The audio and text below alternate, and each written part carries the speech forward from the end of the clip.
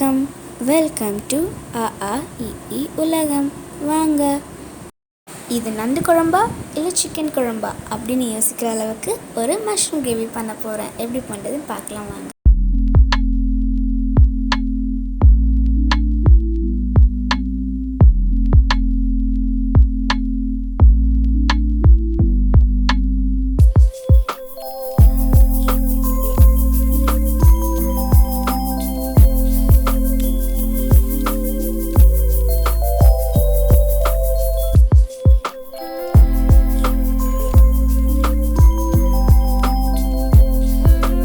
ஒரு பாத்திரத்தில் ஒரு வெங்காயம், 2 தக்காளி,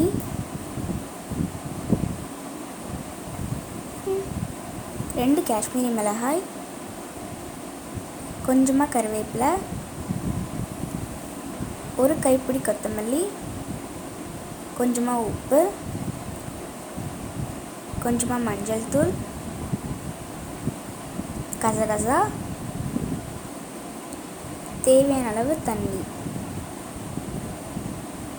சேர்த்துட்டு இதை ஒரு 5 மினிட்ஸ் போல் கொதிக்க விட போகிறேன்.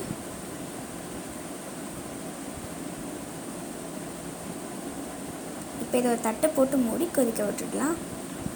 இது 5 மினிட்ஸ் போல் வெந்துருச்சு. தட்டை எடுத்துட்டேன்.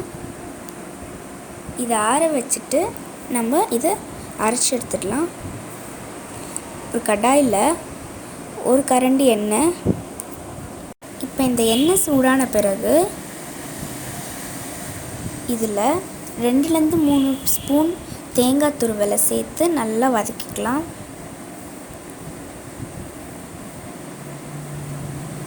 இப்போ இதில் ஒரு 1/2 ஸ்பூன் போல் சோம்பு சேர்த்துக்கிறேன். சேர்த்துட்டு 2-3 தடவை நல்லா வதக்கிக்கலாம்.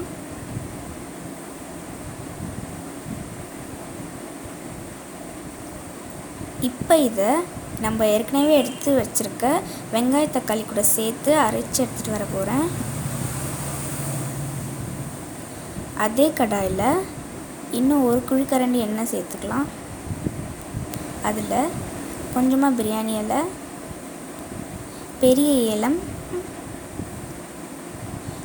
பட்டை, ஏலக்காய், கிராம்பு சேர்த்துட்டு கூடவே கொஞ்சமாக ஜாதி பத்தினி லைட்டாக வதக்கி வறுத்துடலாம்.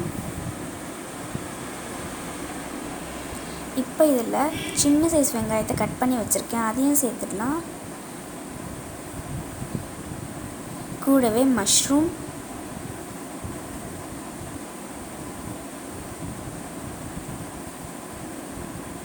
இப்போ இது எல்லாத்தையும் சேர்த்து நல்லா வதக்கிக்கலாம்.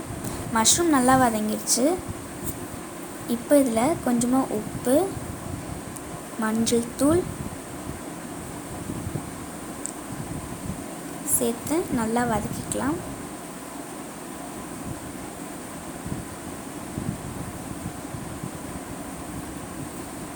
மஷ்ரூம் அதுவே தண்ணி விட்டுருக்கு.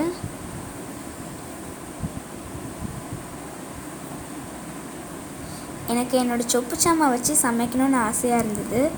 அதனால் நான் இன்றைக்கி சொப்பு சாமா வச்சே சமைச்சிட்டேன். இப்போ இதில் கொஞ்சமாக இஞ்சி பூண்டு பேஸ்ட் சேர்த்து நல்லா வதக்கிக்கலாம்.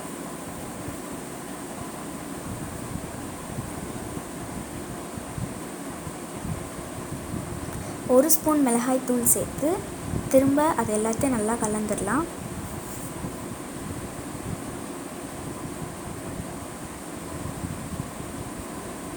இப்போது நம்ம அரைச்சி வச்சுருக்க பேஸ்ட்டை நம்ம வச்சுருக்க மஷ்ரூம் கூட சேர்த்து நல்லா வதக்கிக்கலாம். அதோட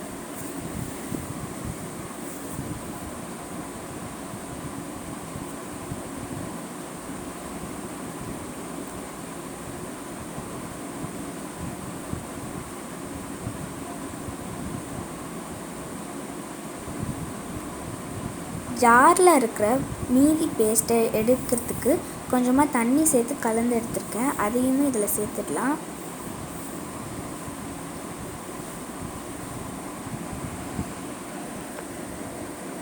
இப்போது இதுக்கு தேவையான அளவு தண்ணி சேர்த்துடலாம்.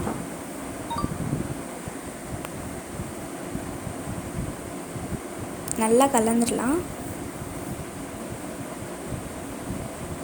இப்போ இதை ஒரு மூடி போட்டு மூடி நல்லா கொதிக்க விட்டுடலாம். 5 நிமிஷத்துக்கு மேலே ஆயிடுச்சு. குழம்பு நல்லா கொதிச்சிருச்சு. இப்போ இதில் கொஞ்சமாக கரம் மசாலா சேர்த்துலாம். நல்லா கலந்துடலாம்.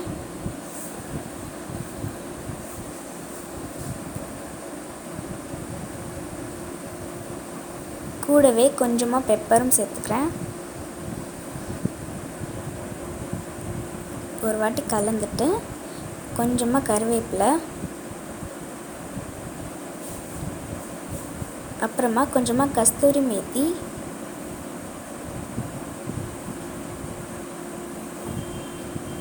நீங்கள் விருப்பப்பட்டால் முந்திரி, பாதாம், பட்டர் சேர்த்துக்கலாம். டேஸ்ட் இதை விட சூப்பராக இருக்கும். குழம்பு ரெடி ஆயிடுச்சு. மேலே கொஞ்சமாக கொத்தமல்லியும் கருவேப்பிலையும் சேர்த்துக்கலாம். சப்பாத்தி, இட்லிக்கெல்லாம் ஒரு சூப்பரான சைட் டிஷ். நீங்களும் இந்த மஷ்ரூம் கிரேவியை உங்கள் வீட்டில் ட்ரை பண்ணி பாருங்கள். எப்படி வந்ததுன்றதை கமெண்ட்டில் சொல்லுங்கள். இந்த வீடியோ உங்களுக்கு பிடிச்சிருந்தா லைக் பண்ணுங்கள், ஷேர் பண்ணுங்கள். கூடவே அஆஇஈ உலகம் சேனலுக்கு சப்ஸ்கிரைப் பண்ணுங்கள். பக்கத்தில் இருக்க பெல் ஐக்கானையும் கிளிக் பண்ணுங்கள். அடுத்தடுத்த வீடியோவோட நோட்டிஃபிகேஷன்ஸ் உங்களுக்கு கிடைக்கும். தேங்க்யூ.